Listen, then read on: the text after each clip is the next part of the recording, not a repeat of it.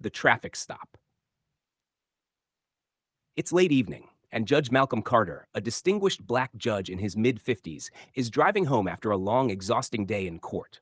He is dressed in a tailored suit, his tie slightly loosened, and his expression is one of quiet reflection. His luxury car, a sleek black Mercedes, moves smoothly down the road. As he cruises through an affluent suburban neighborhood, flashing red and blue lights suddenly appear in his rearview mirror. "You've got to be kidding me," Carter mutters under his breath. He knows he wasn't speeding. He used his turn signals. He came to a full stop at the last intersection. Still, he pulls over, keeping both hands on the steering wheel as he watches the patrol car stop behind him. A white police officer, Officer Ryan Mitchell, steps out.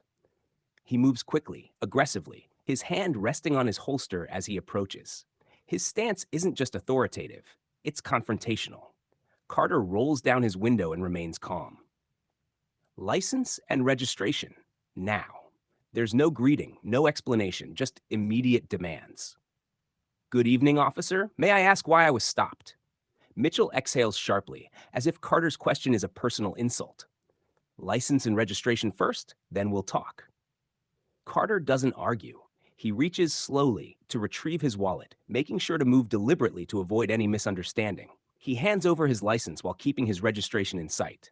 Mitchell snatches the ID without even looking at it. His eyes scan Carter's face, his expensive suit, the car's pristine interior. Something in Mitchell's gaze hardens. He doesn't see a law-abiding citizen. He sees something else. And that's when the situation starts to spiral. The initial encounter, a disrespectful approach. Judge Malcolm Carter remains calm as Officer Ryan Mitchell glares at him, scanning him up and down. The flashing red and blue lights cast harsh shadows across the interior of Carter's Mercedes, making the tension even more palpable. Mitchell flips the judge's license over without actually reading the name. His jaw tightens as he eyes the expensive car again. "Mitchell, this your car?" Carter exhales, keeping his composure. "Yes, officer. Now, may I ask why I was stopped?" Mitchell smirks, tapping his fingers on the roof of the car. "You were driving a little too slow through this neighborhood. Looked suspicious." Carter raises an eyebrow. He knows exactly what this is. "So I was driving too carefully?" Mitchell doesn't answer right away. Instead, he shines his flashlight inside the vehicle, inspecting it as if searching for something incriminating. Then he leans in closer. "You got any drugs or weapons in the vehicle?" Carter blinks. The question is so absurd it almost makes him laugh, but he knows better. "Excuse me?" "Answer the question." Carter keeps his hands on the steering wheel. "No, officer. I do not have any drugs or weapons. Now again, I would like to know why I was pulled over." Mitchell's smirk fades. His hand rests a little heavier on his holster. "Step out of the vehicle." Now Carter knows for certain this isn't about a traffic violation. This is about power, about control, about the assumptions Mitchell has already made about him. Still, he doesn't argue. He doesn't resist. Instead, as he unbuckles his seatbelt and reaches for the door handle, he does something Officer Mitchell doesn't notice. He subtly presses record on his phone, because this is far from over. "Would you like me to continue to Part 3, racial profiling and unlawful orders?" Judge Malcolm Carter slowly steps out of his car, his movements deliberate and calm. He knows the situation can escalate at any moment. The cold night air meets his face as he stands upright, looking directly at Officer Ryan Mitchell, who is already gripping his holster. "Mitchell, turn around and place your hands on the car." Carter doesn't move right away. "Am I being detained?" Mitchell's jaw tightens. "You're refusing an order now?" Carter takes a breath, steady and measured. "Officer, I have complied with every request. You still haven't told me why I was pulled over. I need to know if I'm being legally detained." Mitchell steps closer, his posture aggressive. "You look like someone we're looking for." Carter knows exactly what that means. No description, no specifics, just the same excuse used to harass black men across the country. "Carter, officer, I'd like to see your supervisor." Mitchell scoffs. "That's not how this works. Now put your hands on the car." Carter doesn't argue. He calmly places his hands on the roof of his Mercedes. But as Mitchell moves behind him, Carter discreetly tilts his phone in his pocket, ensuring it keeps recording. The second police cruiser arrives.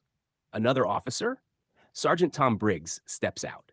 He's older, stockier, and carries the air of someone who's seen this kind of situation before, but never bothered to stop it. Mitchell walks over to Briggs and whispers something. Briggs nods and approaches Carter. Briggs, sir, is there a reason you're refusing to cooperate? Carter, still calm, turns slightly. I am cooperating, Sergeant. I just want to know why I was pulled over and if I'm legally detained. Briggs exhales, already impatient. We don't have time for games. You're in a nice car, late at night, in a neighborhood where you don't seem to belong. That's reason enough. There it is, the unspoken truth, spoken out loud. Carter lifts his head slightly. So, the issue isn't my driving, it's the color of my skin. Briggs glares at him. Watch yourself. Mitchell, emboldened, reaches for his handcuffs. Turn around. You're under arrest. Carter's expression doesn't change, because he knows something they don't. Would you like me to continue? Escalation, wrongful arrest attempt. The cold steel of the handcuffs clicks open as Officer Ryan Mitchell steps forward, ready to detain Judge Malcolm Carter. But Carter doesn't resist. He doesn't flinch. Instead, he speaks with calm authority. Officer, you are making a grave mistake. Mitchell scoffs. Yeah? And what mistake is that? Carter turns his head slightly, locking eyes with the officer. You're unlawfully arresting a sitting judge. The words land like a thunderclap. Mitchell hesitates for a split second, but his arrogance pushes him forward. Yeah, right. Hands behind your back now. The second officer, Sergeant Tom Briggs, also tenses, now watching Carter more closely. Carter sighs and speaks more firmly. Check my wallet. Mitchell doesn't even look at it. Instead, he grabs Carter's wrist, attempting to force his hands behind his back. But Carter keeps his stance firm. Carter, check. My wallet. Something in his voice, an unshaken certainty, makes Briggs glance at Mitchell. Mitchell rolls his eyes, yanks the wallet from Carter's pocket, and flips it open. His smirk fades instantly. No way. Briggs leans over to see, and his face drains of color. The golden judicial identification badge gleams under the streetlight. The words are unmistakable. Honorable Malcolm Carter, Judge of the Superior Court. A long silence hangs in the air. Mitchell takes a step back, his confidence cracking. Carter keeps his eyes on him. You want to finish what you started, officer? Mitchell stammers, his grip loosening on the cuffs. Mitchell, I didn't realize. Carter raises an eyebrow. Didn't realize what? That I wasn't just some black man driving a nice car? Mitchell says nothing. All right, let's calm down. Carter cuts him off. No, we won't calm down. You racially profiled me, detained me without cause, and were about to arrest me unlawfully. Do you have any idea how many men like me never get to prove who they are before things go too far? Neither officer responds. Carter reaches into his coat and pulls out his phone. Luckily for you, I recorded everything. And so did your body cams. Mitchell and Briggs exchange nervous glances. The power dynamic has shifted. For the first time tonight, they are the ones afraid. Would you like me to continue to part 5, the big reveal, Judge Carter stands his ground? The big reveal, Judge Carter stands his ground. The night air is thick with tension. Officer Ryan Mitchell and Sergeant Tom Briggs stand frozen, staring at the golden judicial ID badge in Judge Malcolm Carter's hand. The same man they tried to unlawfully arrest is, in fact, one of the most powerful legal figures in the state. Mitchell swallows hard. His grip on the handcuffs loosens. I didn't know, sir. Carter tilts his head slightly. His voice remains measured, but there's an unmistakable edge of authority. And what exactly would have happened if I weren't a judge, officer? Mitchell's mouth opens, but no words come out. Would you have still slammed me against my own car? Still locked me up for resisting when all I did was ask why I was pulled over? Briggs steps in, clearing his throat. Now, let's not make this a bigger deal than it is. We were just doing our jobs. Carter's eyes narrow. No, Sergeant. Your job is to protect and serve, not to harass and profile. The flashing red and blue lights continue to flicker against the cold pavement. A few houses away, a curtain shifts. Neighbors are watching. Carter turns his phone toward the officers, showing them the recording in progress. And in case you're thinking of rewriting this story, I have video proof of every unlawful step you took tonight. Briggs wipes a hand over his face, realizing how bad this looks. Judge Carter, maybe we can handle this without... Without what? Without accountability? Silence. Mitchell, still pale, shakes his head. It was just a misunderstanding. Carter steps closer, his voice steady but firm. No, a misunderstanding is getting the wrong order at a restaurant. What happened here tonight? That was racism. Neither officer has a response. Carter exhales, looking at the two men, one ashamed, the other still in denial. Don't go anywhere. I'll be filing a formal complaint. Mitchell flinches. Briggs nods stiffly, realizing there's no escaping this. Carter steps back toward his car, but before he gets in, he leaves them with one final statement. Next time, before you judge a man by the color of his skin, remember, he just might be the one judging you in a courtroom. With that, he slides into his Mercedes and drives away, leaving the two officers standing in the glow of their own flashing lights. But this isn't over. Not by a long shot. Would you like me to continue to part 6, The Officers' Panic Excuses?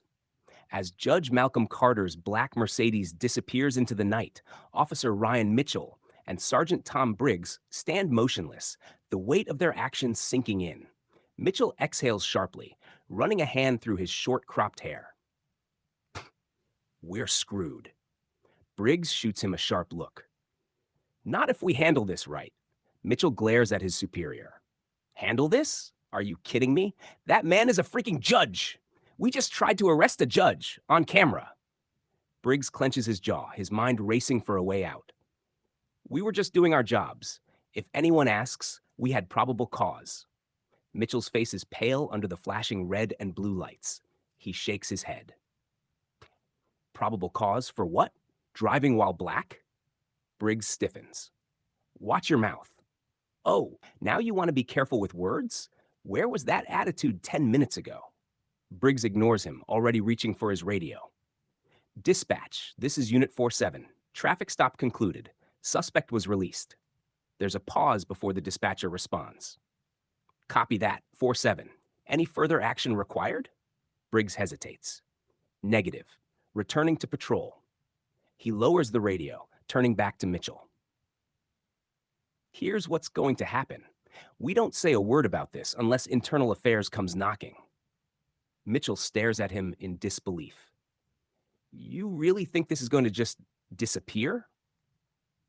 Briggs crosses his arms. It's our word against his. Judges don't go around picking fights with cops. He'll be angry for a while, but it'll blow over.